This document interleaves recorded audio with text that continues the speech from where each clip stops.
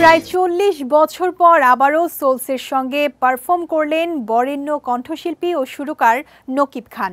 Renaissance ব্যান্ডের এই তারকা সম্প্রতি লন্ডনে অনুষ্ঠিত গানে গানে বাংলাদেশ কনসার্টে অংশ নেন। সেখানেই তার সাবেক ব্যান্ড সোলসের সঙ্গে এক মঞ্চে পারফর্ম করেন। লন্ডনে অনুষ্ঠিত কনসার্টে তিনি শোনান তার বেশ জনপ্রিয় কিছু গান। নকিব খান জানান, সোলসের শিল্পী মিউজিশিয়ানদের সঙ্গে দেশে অনেক অনুষ্ঠান করেছি, কিন্তু ৪ দশক পর নিজের পুরনো ব্যান্ডের সঙ্গে মঞ্চ শেয়ার করার অভিজ্ঞতাটা ছিল একেবারেই অন্যরকম।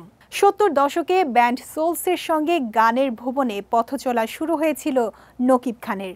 সোলসের মন শুধু মন ছুঁয়েছে, তোরে পুতুলের মতো করে সাজিয়ে সহ আরও বেশ কিছু কালজয়ী গানের সুরকার তিনি। পাশাপাশি বেশ কিছু গানে কণ্ঠ দিয়ে কুড়িয়েছেন শ্রোতার ভালোবাসা।